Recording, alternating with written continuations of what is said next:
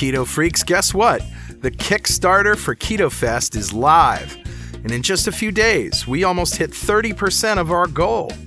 Now is the time. Go to ketofest.com and pledge to reserve your tickets. Be part of history as Richard Morris and I turn the entire coastal town of New London, Connecticut, ketogenic for the weekend of July 15th and 16th, 2017. We're planning 2 days, Social Saturday and Science Sunday. Saturday is all about the pig roast, some amazing sous vide chuck steak, possibly some clam chowder, but cooking lessons, fitness lessons, walking tours, Segway tours, and the like. Saturday night, after having dinner at one of the many local participating restaurants, we're showing movies about low carb on the Guard Theater's 60-foot screen. Then on Science Sunday, you'll see talks by some of the brightest stars in the low-carb world, like Ivor Cummins, Jeffrey Gerber, Eric Westman, Dave Feldman, Megan Ramos, and Jimmy Moore. On Friday night, the 14th, there's a VIP party at my house where you can mingle with the speakers, but only 60 seats are available and they're going fast. We may also have a workshop on Friday during the day, but that's not yet solidified. So what are you waiting for? Go to ketofest.com right now. The Kickstarter ends at the end of April, so claim your tickets today.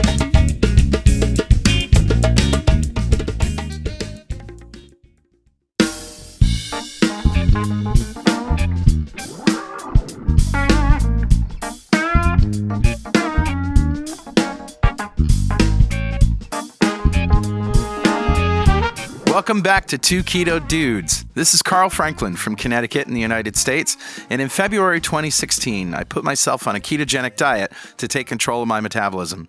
In just 2.5 months, I managed to reverse my markers of type 2 diabetes with diet alone.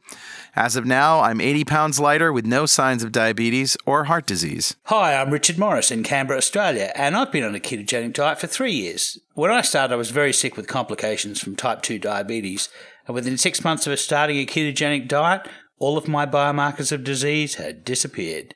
I've also lost around 80 pounds and I've completely turned my health around. And this show is a document of my progress through ketosis and Richard's experience thriving for years in ketosis. Oh, yeah. And hopefully that might help a few people who are curious about this kind of dietary hacking. Yeah, we're not doctors. We don't want to give anyone any medical advice, but we are keen to share our own experiences. We're actually both software developers, so we're not afraid of a little technical detail, are we, Carl? Nah. We have done some research into our own deranged metabolisms and the science behind those, and we hope to share some of that research. Where possible, we intend to put links in the show notes to cite research supporting any claims that we make. And you'll probably work out pretty quickly that we're both foodies. Oh, yeah. We love to cook and we love to eat. Sure do. In every show, each of us shares a keto recipe that cannot be ignored. Ha! Cannot be ignored. Ha! So let's start podcast number 63, Cholesterol Code Update with Dave Feldman.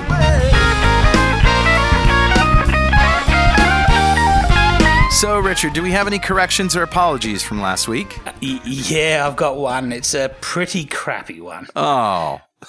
Yeah, so last week I spoke about fat passing through your digestive system and coming out the other end undigested, which is what happens when you just eat more fat than your gut is able to use. Process, yeah. And I mean, there is a limit to how much fat you can get across your gut wall, and there's a limit to how much bile you can produce, and so anything beyond that limit will actually go back out to waste disposal. And I made the comment last week that you can see fatty stools, which is actually known as steatorrhea, is the technical term for it. You can see fatty stools, and it's actually diagnostic for issues with bile production and gallbladder function and what have you. But it used to be thought, and I mentioned last week, that you can see fatty stools by the fact that they float in the bowl. Yeah. But some science has been sent to us from the New England Journal of Medicine showing that floating stools is actually caused by flatus. It's actually caused by methane embedded in the stools rather than fat. And in fact, for steatorrheic stools, it's really the water in there rather than the fat that affects the density. So the amount of fat that you're going to have in your stool is not really going to affect the density sufficient to make stools float. So, all right. As I say, it's a pretty crappy one. It's a little crappy. Nice crappy way to start the show, but, it's worth talking about. That's why we ask everybody at the end of the show, if we've said anything wrong, anything you disagree with, let us know and we will call it out. So now I'm wondering if the test for fat in your stools is to light them on fire and see if they burn. One of the diagnostics is colour, the colour of the stools. I think white stools are considered to be steatoric, but as I say, I thought floaters were going to be a guarantee marker, and apparently that's not the case, so good to know. Well, some alert listener will surely enlighten us on this matter. Awesome. Yeah. So let's revisit what a ketogenic diet is, Richard. Absolutely. So a ketogenic diet is under 20 grams of carbohydrates a day. We want enough protein to be able to maintain your lean muscle mass, so between 1 and 1.5 grams per kilogram of lean body mass. And then you want to get all of your energy from fat. Fat. That fat could be fat on your plate or fat on your body that came from a Krispy Kreme that you ate a decade ago. Yeah, right. We're getting a lot of leverage out of that Krispy Kreme, let me tell you. Yeah, we certainly are. The important thing is, though, fat to satiety. And I don't mention this nearly as much as I should, but satiety is a very important guideline. If you're eating beyond satiety, then you're going to be gaining weight. If you're eating under satiety, then your metabolism is going to be dropping. And if you can mobilize body fat, then you'll be losing weight. So we'll talk a little bit more about that in the male section. So, Richard, how was your week? Yeah, it was actually pretty good. It's not been long since we did our last recording, which was only a day ago. Right. And we did we did an extra recording this week for the Keto Fest. Yeah. And we've been working on getting Keto Fest up and running. Yep. We're at 50% of the Keto Fest Kickstarter at this point, and we're at 50% of our target, our financial target. So we had a really big jump in funds right at the beginning, and we've started to slow down a bit. So it's going to be interesting. But, this thing gets across the line, we're going to change history. So this is remarkable. Hang on. Dave is waving at me over Skype like he's got something to say. Yeah, look, guys, I realize you're trying to be very careful about getting, conservative. Yeah. But you have to recognize the fact that most Kickstarters barely get off the ground at all. Yeah. And virtually every Kickstarter I've ever seen, even the most rapidly successful ones, they tend to have a big spike at the beginning, and they tend to have a big spike at the end. And one of the key benchmarks is whether or not they reach half their funding at the halfway point. That's why you've seen me chime in a lot. Because at that point, once you reach the halfway point, you've got a very strong threshold for the very end of the Kickstarter, because that's typically when there's a second surge. And that second surge, you can actually see different analyses on that gets impacted quite a bit by where things were in the progress up to that point. I am so glad somebody's thinking about statistics here. And it's Dave. We're just a couple of dudes on the internet. We're looking at Kickstarter like, well, that's pretty good. Yep. Thanks, Dave. Look, you have 20K committed. And I think I'm going there this summer. That's what I think. And I think we're going to have a blast. I think there's a lot of amazing things we're going to get to do there. Yep. So and by the way, I've been keeping this a secret, but I'm going to tease it a little bit. I have a big experiment that I want to do while I'm there. Oh, wow. But I can only reveal it if the Kickstarter actually kicks off. And then we'll talk about it then. So that's a stretch goal. Yeah. Yeah. Force Dave to run his experiment. Yeah, exactly. It would need to involve some people, but I think a lot of people will jump in the fray with me. So I personally can't wait for that. I can't either, which is why we got to get there. We got to get to the funding. Yeah. I think it's going to happen. Yeah. Awesome. So, Richard, how are you fasting? Are you feasting? Are you doing the cycling yet? Or no, I haven't yet gotten to the fast. I thought I would do it last weekend, but I guess it was emotional issues. I didn't feel like doing it, so I didn't do it. But I'm thinking that probably over Easter, because it's currently here in Australia, it's Thursday before Good Friday. So I'm thinking over Easter I'm going to do a 3-day fast then. Okay. Other than that, it's just been a normal week for me. So how was yours, Carl? Mine was great. I'm on day 2 of a 3-day fast now. And I'm trying to settle into a 3 days fasted, 4 days feasted pattern. And I think that's going to do really, really well for me. And again, the first day was harder than the second day. The first day seems to be the hardest, but it's completely surmountable. It changes the longer you do it too. Yeah, it gets easier. Noticed that. I don't know why, for some reason, the past couple of weeks I've started to fast and then just forgotten I was fasting and made myself an omelette and gone, maybe I'll fast tomorrow. And I just haven't gotten around to it. So I've had those situations too where I just wanted to eat and end the fast. Yeah, I think for me, we used to do the Zorn fast where Brenda would announce a fast every month and we'd all fast at the same time. And I think that was a good commitment device for me. That sort of got me to the starting line to get going. So that's cool. Maybe I should do some more Zorn fasts, yeah. Yeah, maybe, or we should just get a group of people together to find a pattern and stick with it. Yeah. Absolutely. I like it. So I think the next segment for us is... Mail! We're justified and we don't need no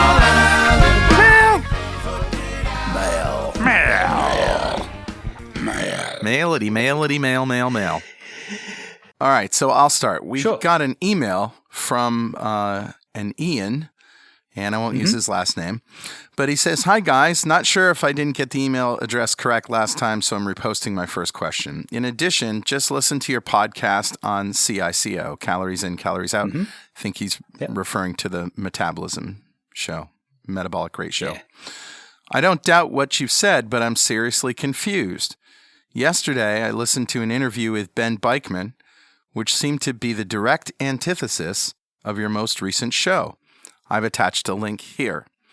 And the link is to an episode of the Keto Evangelist podcast, where Ben was talking about the things that he talked about at Low Carb Breckenridge, which is the calories in, calories out model versus the endocrine model, and how the calories in, calories out model is encompassed within, the hormonal model. Yeah. And his revelation is that, calories in, calories out is an effect. We all know the laws of thermodynamics, but it's not as easy as, what you eat versus what you burn via exercise. There are other ways that calories go out. As I mentioned in the show, if you have fat in your stools, that's calories out. That's potential energy that's gone away. That nobody wants to count. And nobody wants to count. That's right. And if you're in ketosis, ketones come out your breath, they come out your pores, and they come out your urine. Yeah, I totally agree with Dr. Beichman on spillage on the calories outside of the ledger, because we burn extra energy inefficiently. I think he called it a futile cycle. Yeah, we do that in brown fat. We also, as you say, waste ketones. It's not. Dr. Beichman said it wasn't highly meaningful, but it is still significant. It's still energy going out. And the other thing he mentioned was the thermic effect of food. Yeah, which is some foods take more energy to process. For example, protein takes more energy to turn into calories, to turn into energy than carbohydrates or fat. So you have to take that into account as well. So, and I would actually add any process that is not essential for immediate survival. You also have to factor that in as well, because, these are things that we get around to if we have a glut of energy, that we pull back if we have a restriction of energy. So things like twitching of your leg or growing of hair, or a lot of things that, if you have a strict starvation state where you don't have enough energy coming in, your body will stop a lot of these processes to conserve energy for things that are essential for immediate survival. Yeah, and that's calories out, but on the calories inside, the food that you eat has a direct effect on your insulin levels. And as we all know, when insulin is low, we can burn body fat, and when it's not, we can't. And it's all directed by what we eat. Well, right. For a lot of it, it is directed by what we eat. And when we eat it. I guess up front, I want to totally agree with Dr. Beichman's central thesis that he gave during that podcast. And he also gave it Low Carb Brec. Yeah. And he said really, and I'm quoting him here, "I really want to impress on people the relevance of insulin Yeah. So much of the benefit of a low-carb, high-fat diet is that you start to become insulin sensitive as your insulin levels start to come down. Right. And that starts to shift the entire body seemingly into a better state of cardiometabolic health. Yeah. That quote directly from him, but that really is his central thesis, and I totally agree with him on that insulin really is the bully in the entire picture, and it basically drives a lot of our metabolic decisions that our body makes. Yep. He made reference to a study showing that basal metabolic rate is not an independent predictor of weight gain. And this study was the Baltimore longitudinal study. And in particular, it's a paper entitled Fasting Respiratory Exchange Ratio and Resting Metabolic Rate as Predictors of Weight Gain. Okay. So this study looked at 775 men aged between 18 and 98 years. And they took their resting metabolic rate and their fasting respiratory exchange ratio at their first visit and then every subsequent visit, and then they tested their weight change. And what they were looking at was, can you tell from how much gas somebody is breathing in and out and what their resting metabolic rate is to determine whether they gain weight or they lose weight? So they showed that the adjusted relative risk of gaining 5 kilos or more in men with a fasting respiratory exchange ratio of 0.85 or more was calculated to be 2.42 compared to men with a fasting respiratory exchange ratio of less than 0.76. So the too long didn't read version is that your metabolic rate cannot be used to determine who will gain and who will lose weight, but whether you burn mostly glucose or mostly fat. Oh. And this is what the respiratory exchange ratio is. It's sometimes known as the RQ, the respiratory quotient. Right. And basically, it's the amount of oxygen that you're breathing in over the amount of carbon dioxide that you're breathing out. And if you burn fat, you need less oxygen to make the same amount of energy, so you have less oxygen breathing in to make more carbon dioxide coming out. So that ratio goes down. So when the ratio is down around 0.7, you're burning mostly fat. When the ratio is up around 1.0, you're burning mostly glucose. And when the ratio is sort of around about 0.85, you're burning a mixed diet of both glucose and fat. Or you could be just burning straight protein. Protein is in the middle range there. And they can measure this with a breath test? Yeah, and it's remarkable because you can actually tell what fuel somebody is burning, irrespective of what they're eating, based on their respiratory exchange ratio. I had read that before. Where did I read that?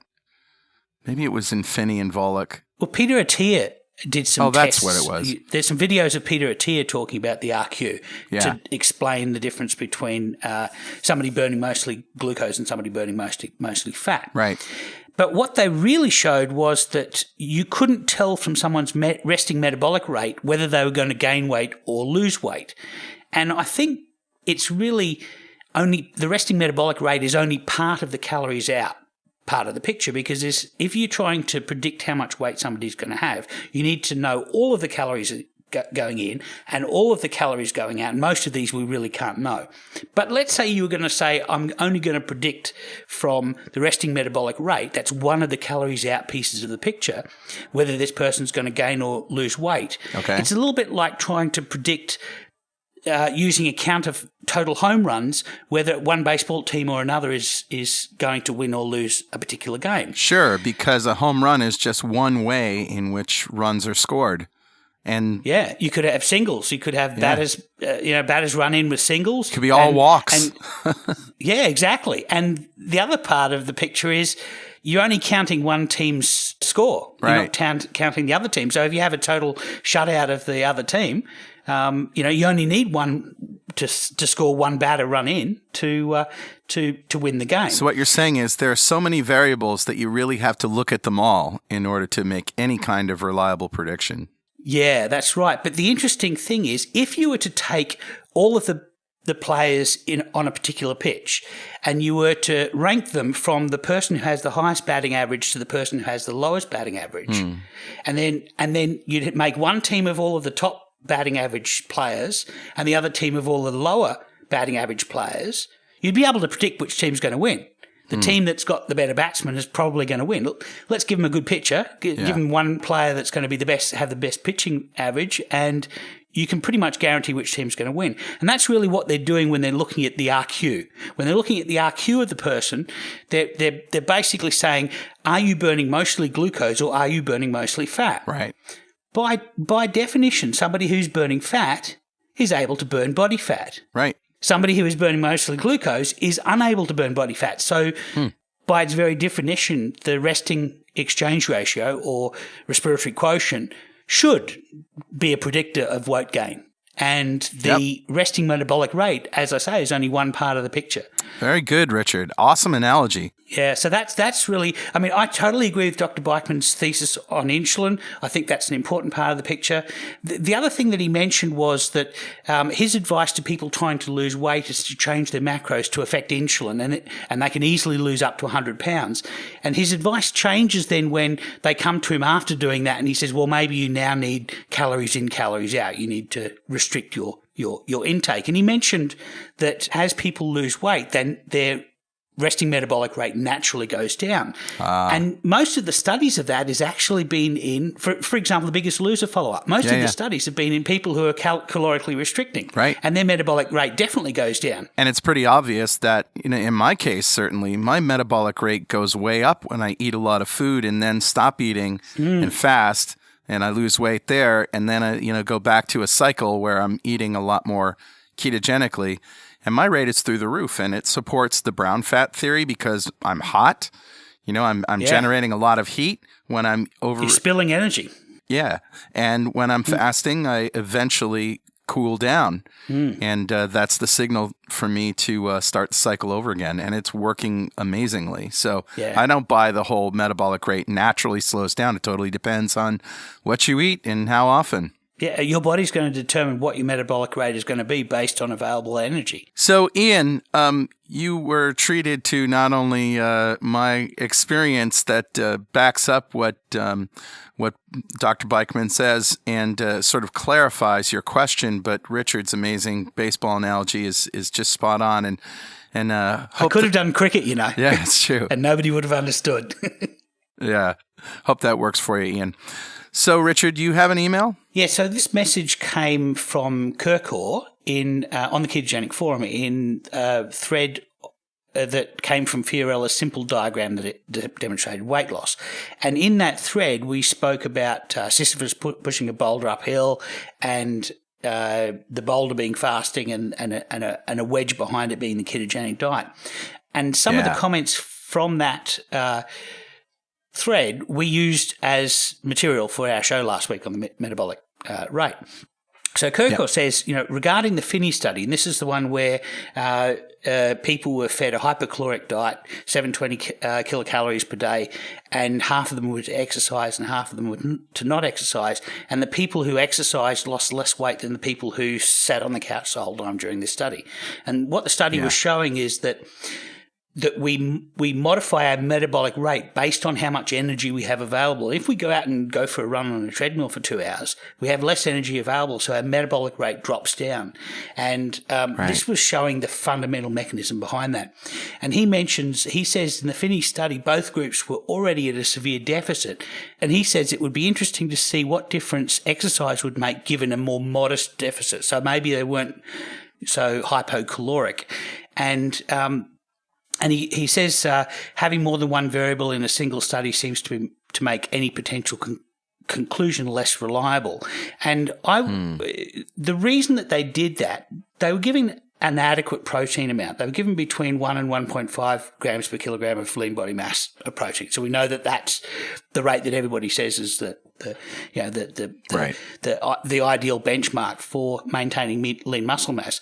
What they were given not enough of, obviously they were given no carbs, but they were given not enough calories in energy, in fat, so that they were forced to basically use their body fat for energy. And so the reason for doing this was to get everybody at the starting line on this, basically a like-for-like comparison, so that everybody was using body fat.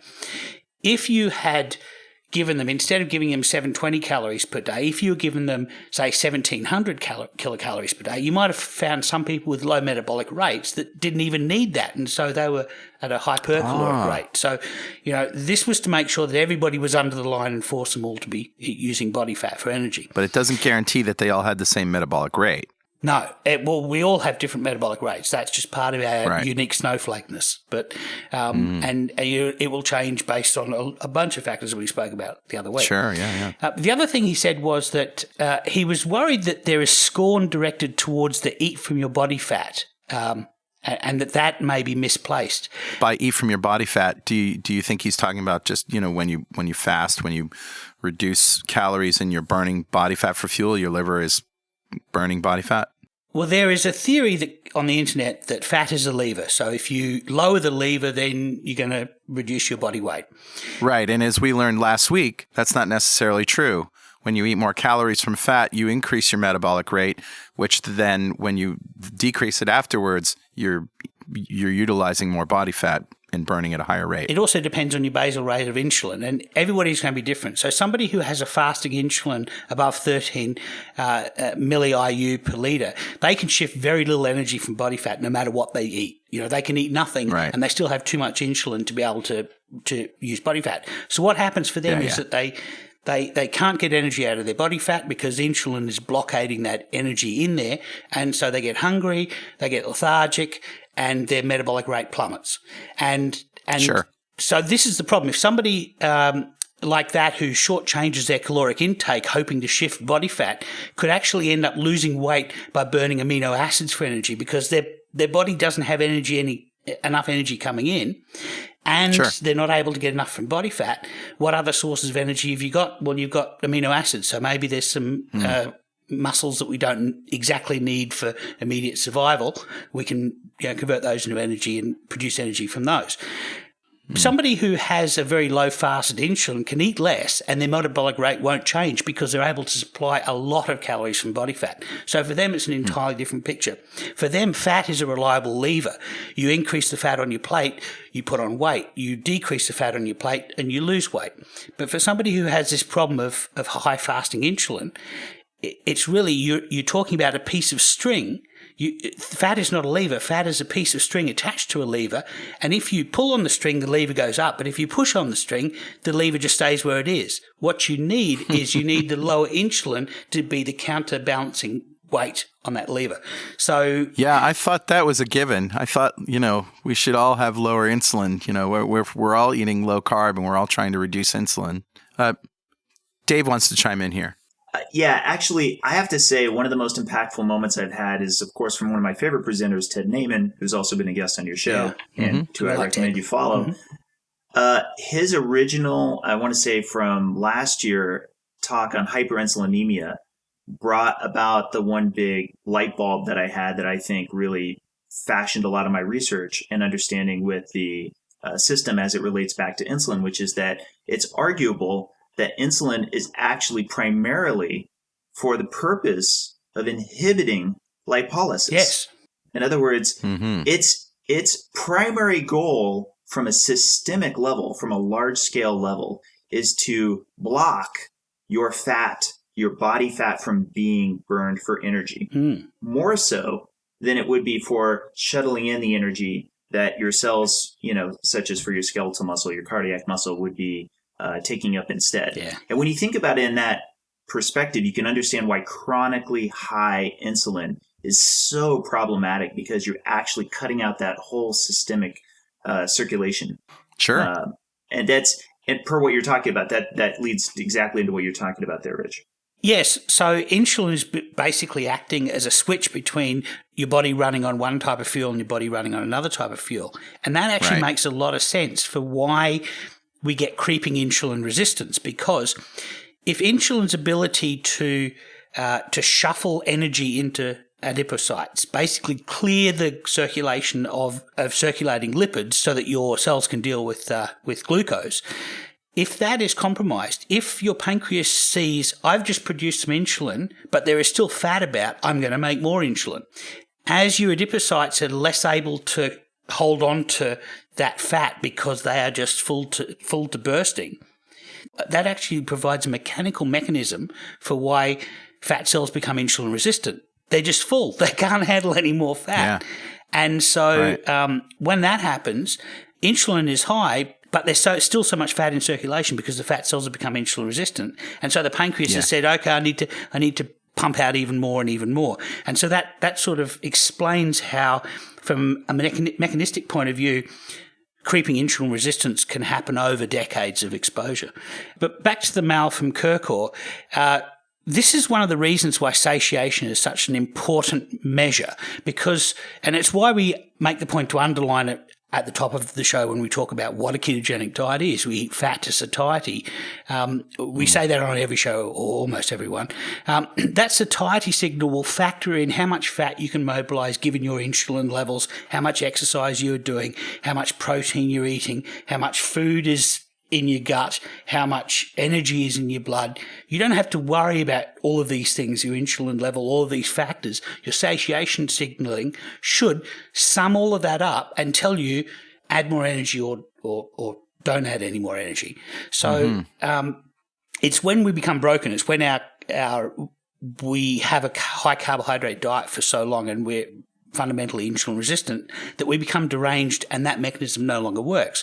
But if you remove the carbs from the diet, then satiation tells you whether you've got enough energy at the moment. And if your insulin is blockading your fat, then you're not going to have enough energy and you will end up eating more plate fat. And we mentioned this last week. Sure. And really, if your insulin is too high to shift the body fat, you won't lose weight today. But the longer you're low carb, the lower your insulin exposure, the more insulin sensitive you can become and the less insulin your pancreas has to make. So your basal rate over time will go down. Plus fat cells only live for 10 years. So in 10 years time, they'll all be nascent. There won't be any fat cells in your body that previously were deranged. And there's lots of other strategies that you can use to lower insulin over time. So I guess really the bottom line is keep calm and keto on. Yeah, I agree. That's the long and short of it. Sorry about the rant. No, that's great. And Dave, thanks for chiming in. And let's bring Dave on as our official guest here. Dave Feldman was on the cholesterol hacking show. I think we called it Hacking Your Cholesterol. And he talked about his discovery in that what you eat for 3 days to 5 days before a blood test sort of determines the direction your numbers go. And I actually did the Feldman protocol with Dave, and I never really talked about the results, but I'll let you take over, Dave. Sure. Actually, there's also another part you had earlier in the show that I kind of want to chime in on because it really kind of rankles me a bit. Sure. The calories in, calories out model is so impressively simplistic. And it frustrates me because I know, given how much I track my numbers, and for those people who don't already know this about me, I literally, as you guys have witnessed, obsessively take pictures of every single thing that I eat. I audit it constantly for, MyFitnessPal and ultimately going to be for Chronometer. And this is just only to mainly capture macro levels. To the degree in which I get down to micronutrients, I haven't really even had the amount of time. But at the macro level, I can absolutely guarantee that before I went keto, I was eating less calories. Now, I have to actually hit about 3,000 calories or more, or I will lose more weight. I've already lost 35 pounds on a ketogenic diet. Yeah, you've got Mark Miller syndrome.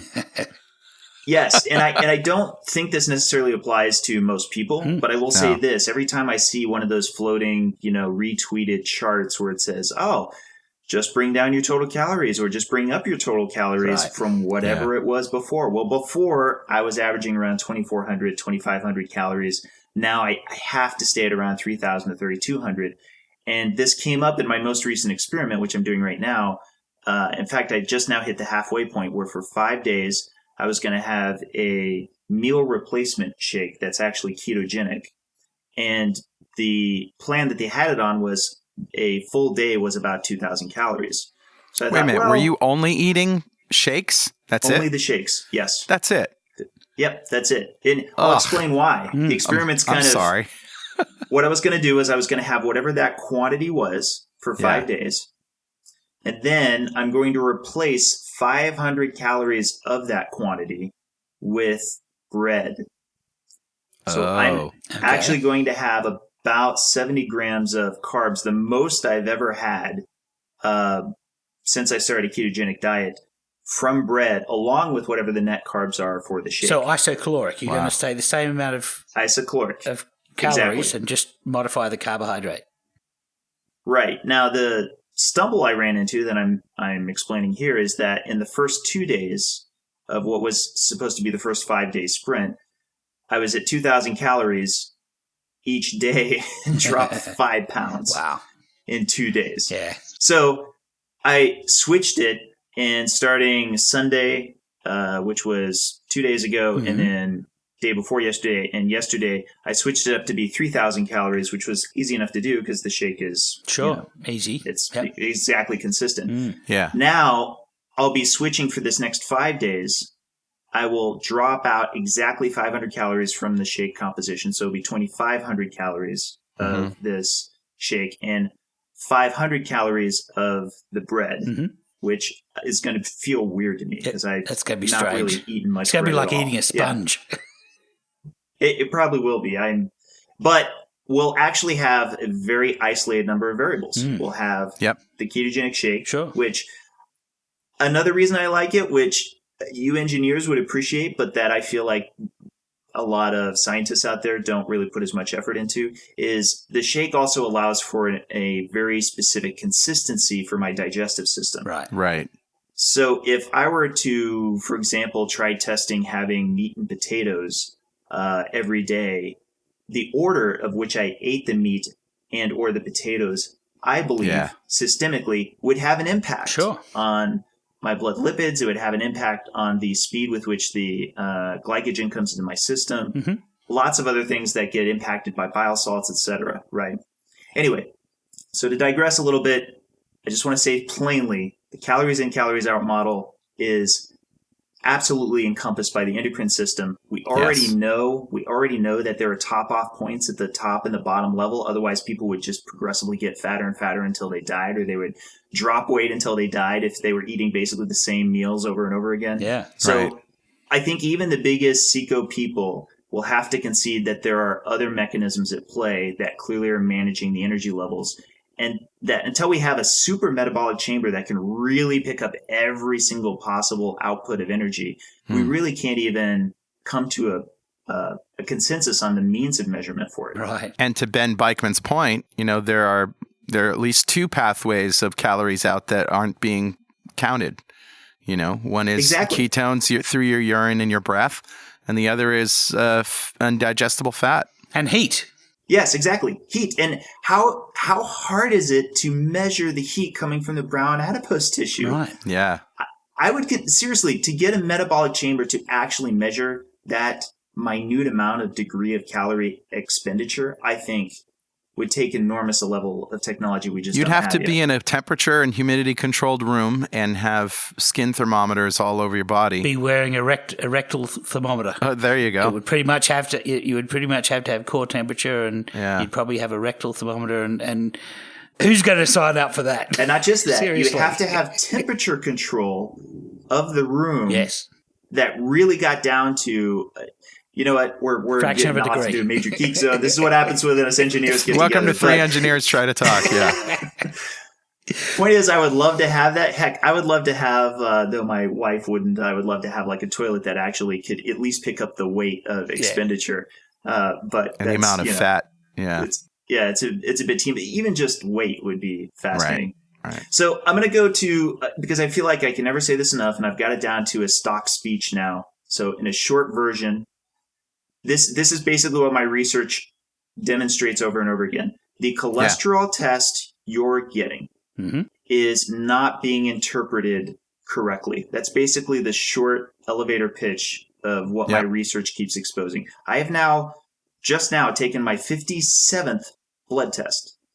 Every single one of these blood tests that I've taken, all 57 over, it's now about to hit 16 months, they all have an advanced lipid profile. It's called an NMR, nuclear magnetic resonance profile, that really breaks out the cholesterol and the different stratification of all the different cholesterol carrying particles called lipoproteins. Yeah. And if you're going on a low carb, high fat diet, and you then see a cholesterol test that suddenly explodes, and you're getting very concerned about it, I would recommend coming to my site. Not to put a plug into it, but I have a simple guide on cholesterol for people going on a low carb diet that breaks out these details, because what you need to understand is the cholesterol that is in your blood is not independently floating on its own. It comes in a vehicle that your body makes. And until you understand what that vehicle is and how it works, even at the basic levels, you're not going to understand why your cholesterol goes up and down relative to what you're eating, and why being powered by fat will have an impact on it. Mm-hmm. That actually happened to you, though, Dave, because when you first went keto, your cholesterol numbers went crazy, didn't they? Yes. And this was the genesis of how you got into this. You were trying to explain how that happened. Correct. In fact, I joke now that cholesterol is sort of my gateway drug to the fat-based energy system that we're all on in a low-carb, high-fat diet. Yeah. I'll say something here that I don't think that I've said in any other podcast, but I think it helps to kind of drive the point home, which is, now that I understand how the lipid system works correctly, I can say that I feel confident everybody on a low-carb, high-fat diet traffics more cholesterol in their body, which is to say that because you're ingesting more fat, and because the way by which your body gets that fat to the cells that need it, it puts it in that vehicle I just mentioned, the lipoprotein.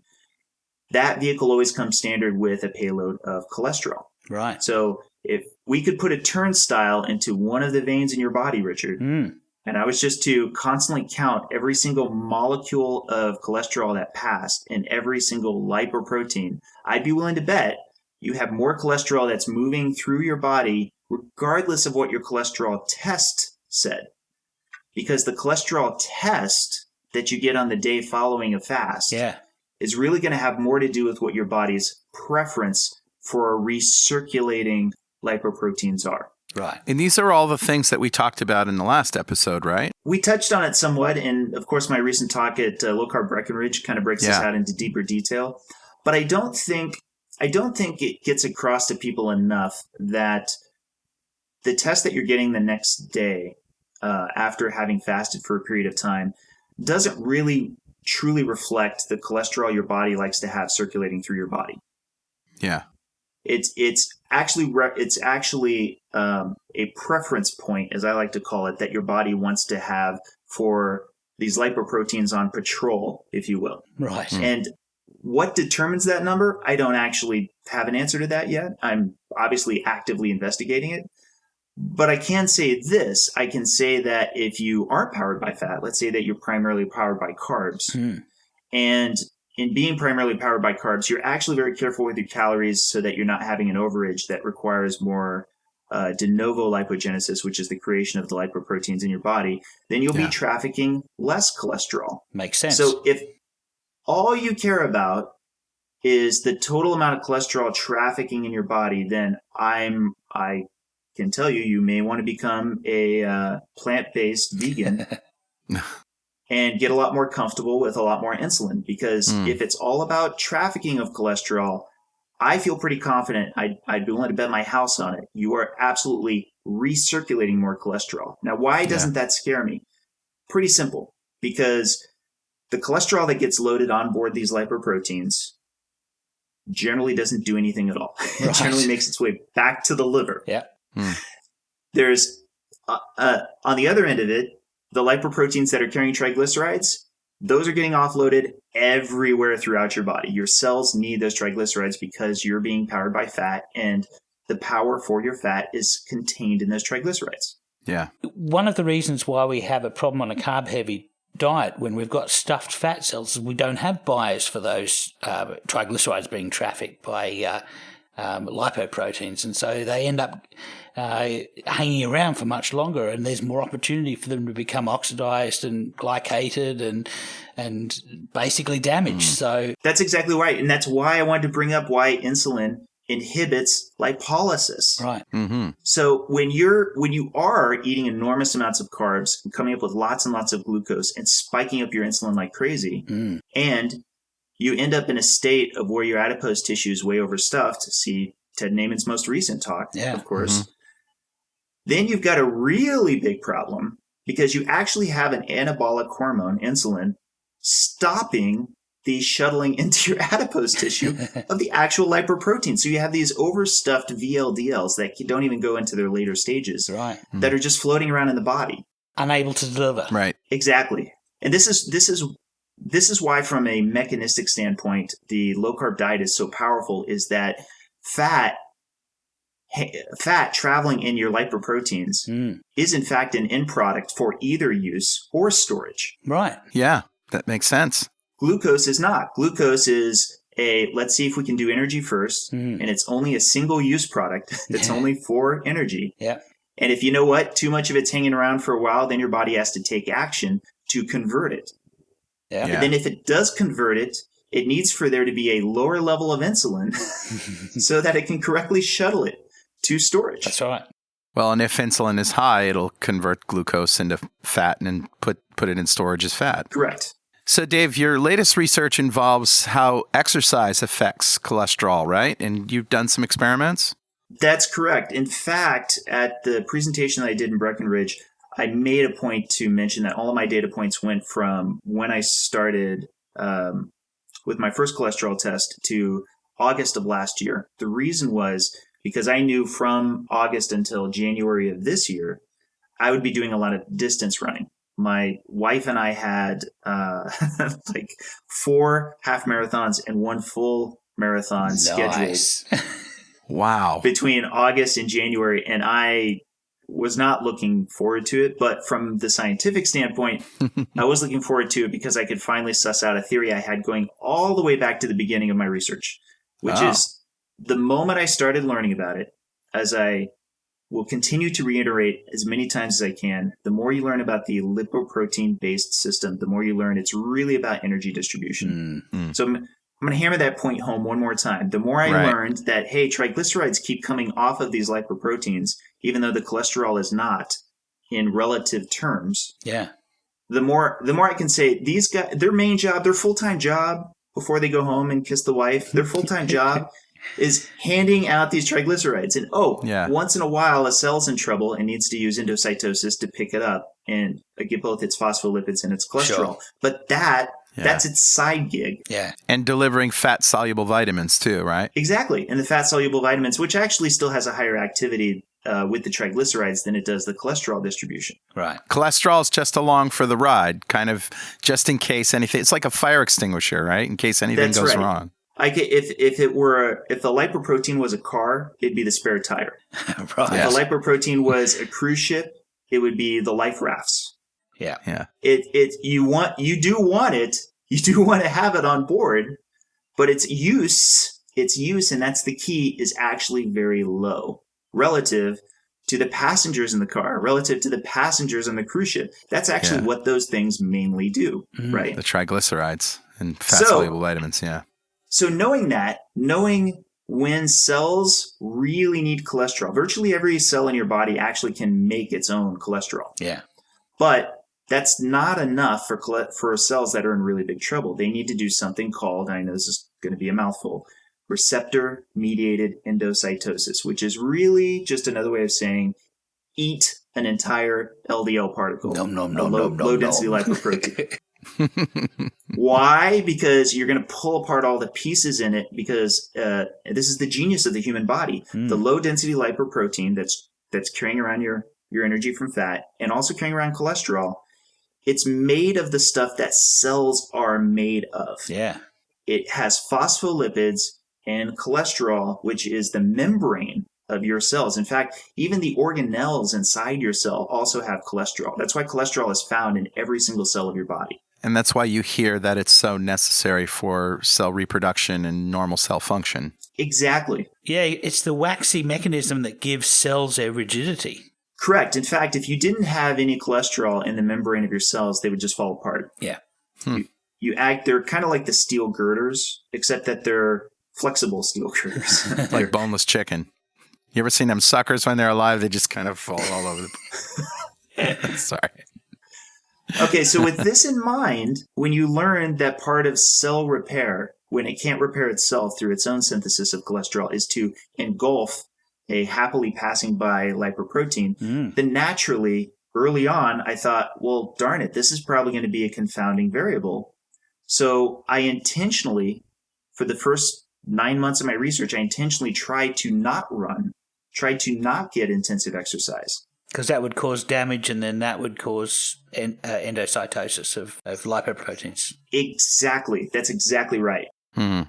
In this entire time that I'm doing it, I'm complaining to my wife that I'd better be right, because I'd never had such a long sedentary period. And I knew at the point that I was going to be starting my training for my running due to travel and some other things, I would actually have missed the first half of the training.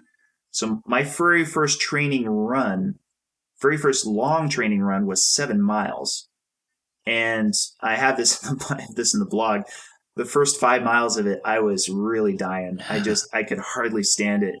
Wow. And sure enough, the blood test I took, the very first of the blood tests that I took, from 2 days after that 7 mile run, was one of the biggest gaps that I had in my trend lines. Right. So the advantage that I have for 9 months of seeing this pattern is, as I showed at Breckenridge, is you can see where you would expect my cholesterol to land given the amount of dietary fat I had. Yeah. So now we have this advantage of knowing where, based on the food that I ate, we would expect my cholesterol to be. And if my theory was right, then the cholesterol, the LDL-C and the LDL-P, should in fact be lower relative to what the prior trend was. Right. And that's exactly what happened. Wow. Yeah. In fact, the LDL-C and the LDL-P, the largest gaps I have in all of my data from where the expected trend lines are, was following that cold open 7 mile run at the very beginning. And at the very, very end, following a week of a 5K, a 10K, and a full marathon. The day after that full marathon, I also had one of the lowest LDL-C and LDL-P scores I had relative to the food that I ate. Nice. So you're actually able to track cellular damage in your lipids. Theoretically. Right. I will say that I've got to be a good scientist because there could be other reasons. We don't know. But I will say this. It definitely brought about a lot of weight behind the theory. And I didn't even want to release the data then until I had a little bit of a sedentary period following that marathon. To see if you reverted back. Exactly. So I always kind of knew in the back of my head, and I've been told this, and maybe I didn't know it, but I believed anyway, that when you exercise, you are really tearing muscles apart. I mean, you're really stressing them. You are essentially damaging them, and it's the rest period when the muscle grows. You know, when everything gets put back together. You know, I kind of like fasting does, right? You fast, and you sort of autophagy kicks in, and you get rid of dead cells and dead proteins and things like that, and maybe even scavenging up some proteins. But then when you feast again, practically your whole immune system gets rebuilt. I mean, I kind of think of it that way. This plays into what you're saying, doesn't it? Well, and this is why, to kind of take a larger point of view on the LDLs, the LDL particles, the low density lipoproteins, they're an all-purpose care package, if you will. The best way to think of it is anything that right now you eat that you could put in water and it's not going to mix well with water. That's the same thing with blood. Yeah. Right? It's called polar versus nonpolar, and I'm sure Richard could expand quite a bit on it. But virtually anything that you eat that your body wants in the bloodstream that is a lipid, it's going to put in the same thing in a low-density lipoprotein. And it keeps the traffic of these things on a constant alert, constantly going by your cells. Your cells have a very sophisticated, I'm not going to get into receptors, but they have a sophisticated system by which they can pick and choose what they want to get from those passing by low-density lipoproteins, just like they do with glucose, for example. They have this means by which they can locally control within themselves what they want or what they need. And sure enough, yes, when there are cells that need a lot more than what they can produce within themselves, they will engulf an entire load. It's probably one of the most powerful means of repair there is. And I think it's one of the reasons why I feel so significantly less sore relative to what I was so woefully undertrained. And even for as much as I was dying on my 7-mile run, I don't think I would have survived it when I was carb centric. Me too. And my recovery periods are so night and day different, not just because of the lack of lactic acid, which is also from being on a glucose-centric diet. Creates pain. Yeah, it was very noticeable between my wife and I. I tried not to bring any attention to it, but I could walk just fine. After a series of races. I've had this experience exercising. I've talked about it on the show before that I've taken my recumbent 3-wheeler out, crossed the bridge, gone 20 miles and could have gone all day, not felt any pain. Yes, it wasn't easy, of course, because I'm exerting myself, but it felt good rather than, feel the pain, no gain. Like that just goes away. Yeah. Pain is just gone. Yeah, one of the advantages of adapting to ketones is that we upregulate across our entire body the ability to pass ketones across our cell walls. Well, one of the things that transporter passes is lactic acid. So we've become really efficient at getting lactic acid out of our muscle cells. And so, we don't have the problem of the buildup that glucose burners have. So, yeah, I agree. I have the same experience when I do a 100K bike ride. I could stay in the saddle for another hour. I'm bored. I'm coming in. It's an embarrassment of riches. So, I'll further add that I wanted to intentionally make these endurance runs and intentionally have tried to avoid getting a lot of resistance training so that I could keep both data sets discrete. Right. I wanted to specifically see, and this is my favorite part, probably won't be a lot of other people's favorite parts, but I mentioned triglycerides or energy because they're a combo pack of 3 fatty acids, right? So what I was most interested in wasn't even cholesterol, which I know a lot of people who are listening now would be. I was specifically interested in what the depletion of triglycerides would show. Yeah. So here's the bombshell, at least for me, which is... Wait, let's get a drum roll.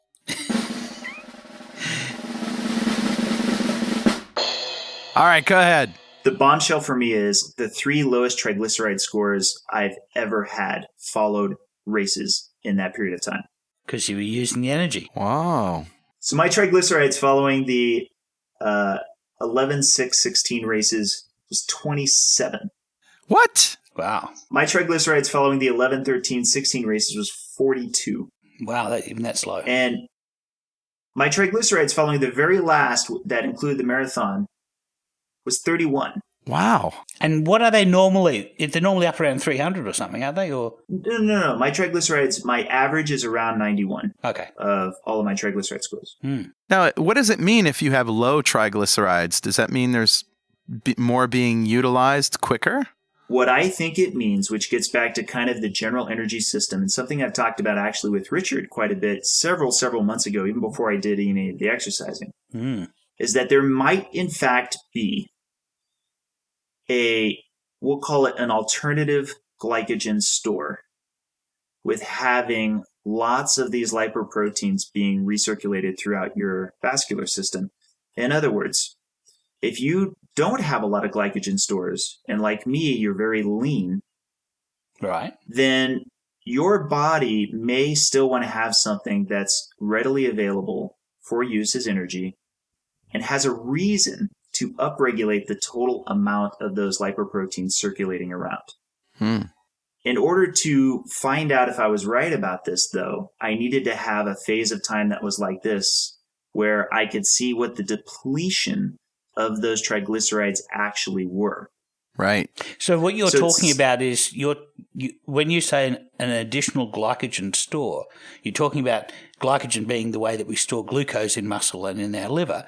But in this case, you're talking about storing energy, triglycerides, circulating in lipoproteins all the time as a readily available source. So if you need to all of a sudden, run a marathon, you can do.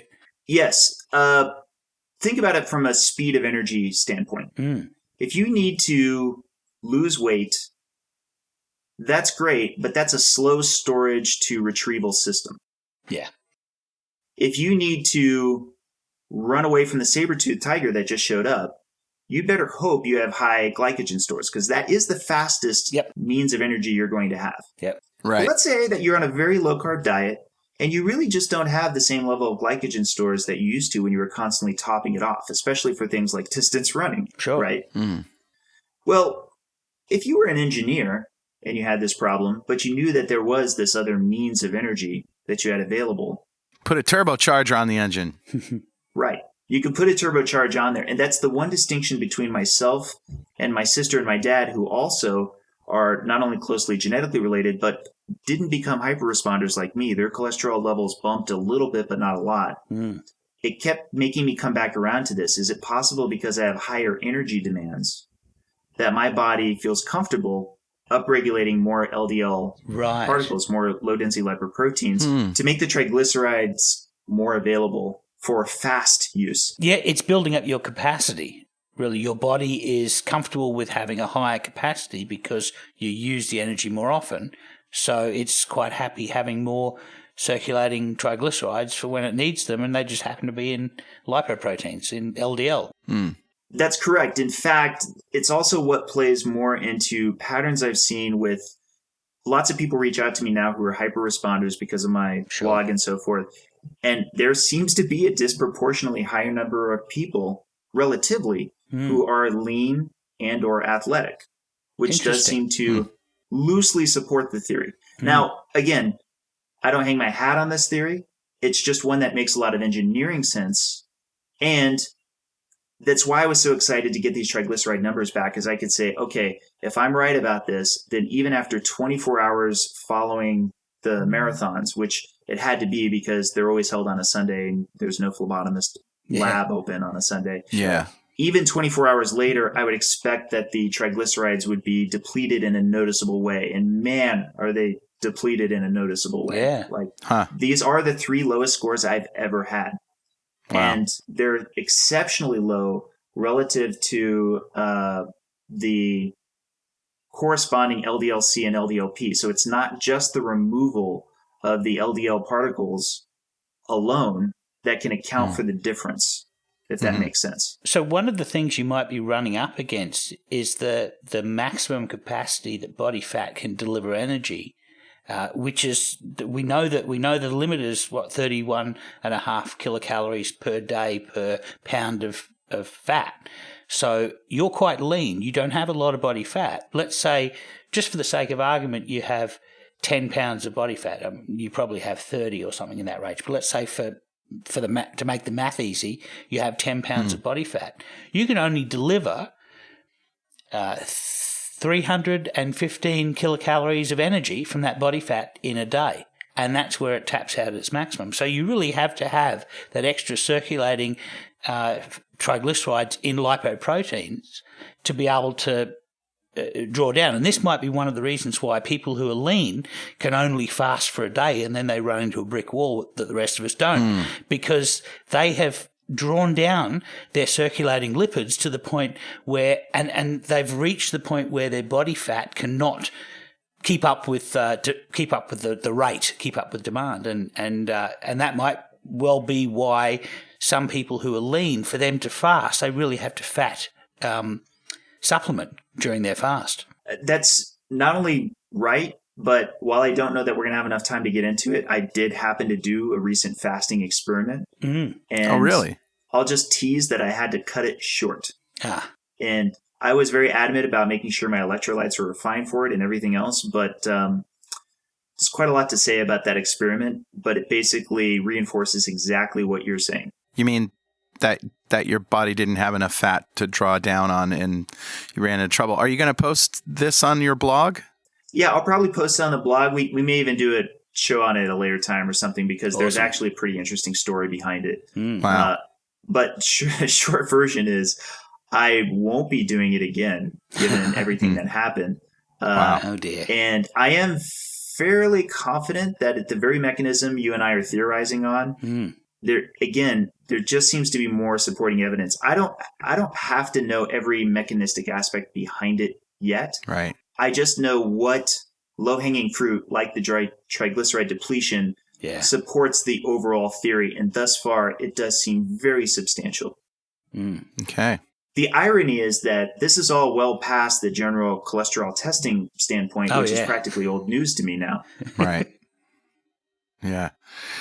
Well, Dave, we're just about out of time here. In fact, we're over a little bit, but I feel like we could talk for hours and hours. I hope you'll keep the conversation going on ketogenic forums. And at Keto Fest as well. Absolutely. I'm looking forward to Keto Fest. And once again, guys, thank you for having me on. I can't wait to do another update with you guys again soon. All right. Awesome. It's always a good chat. Thanks, Dave. And that brings us to Recipes.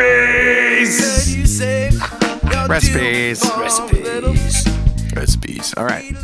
You go first, buddy.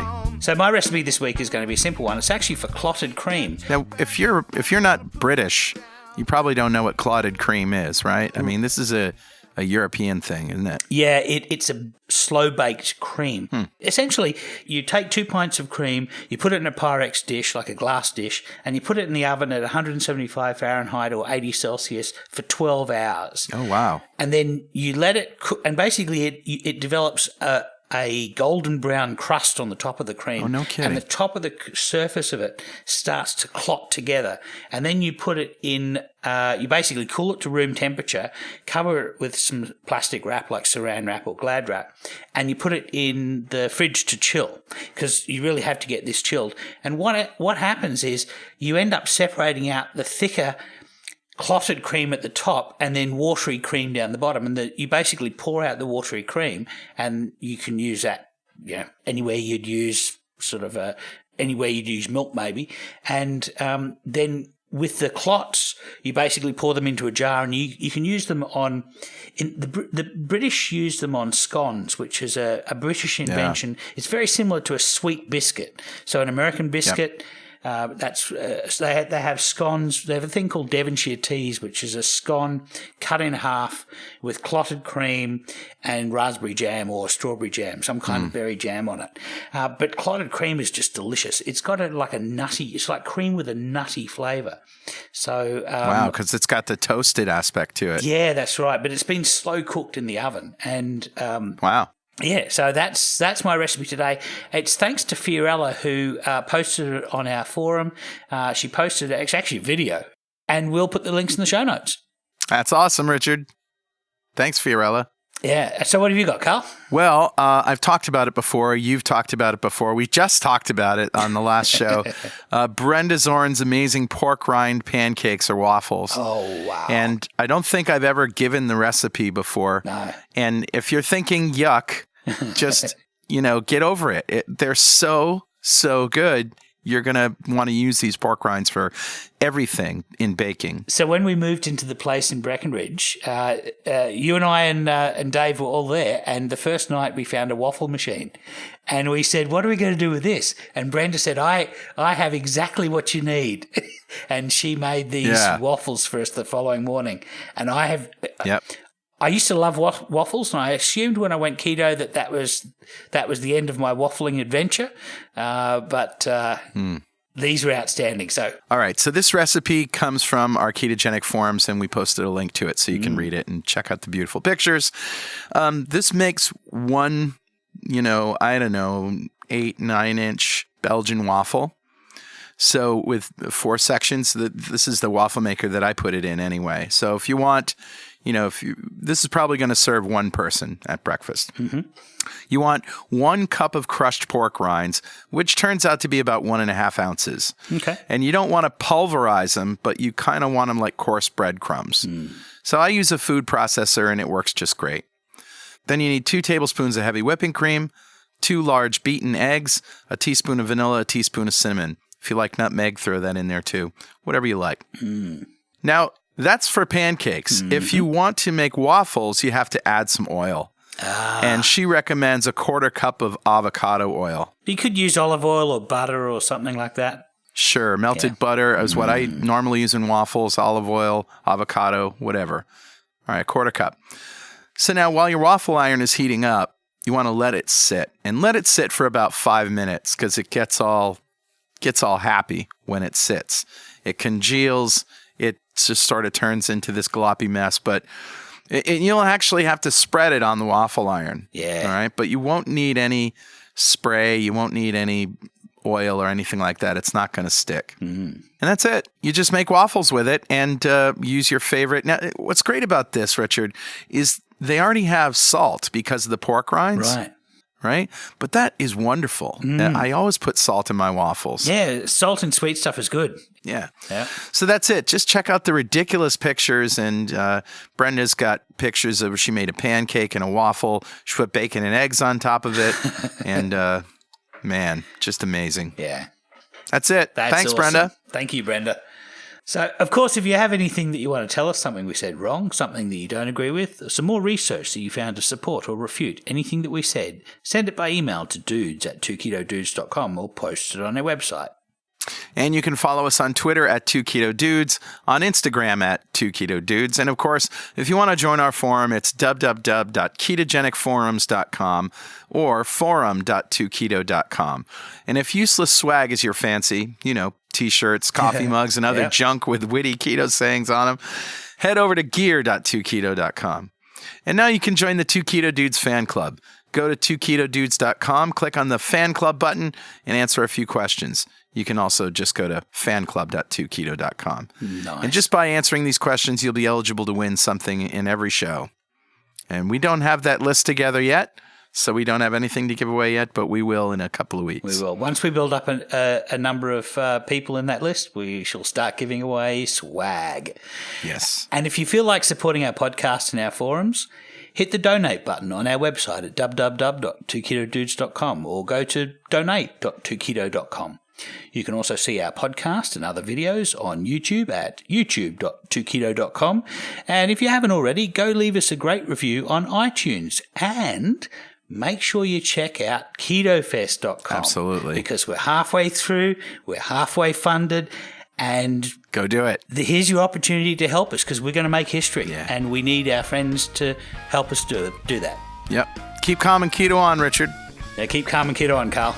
All right. And we'll see you next time on 2 Keto Dudes.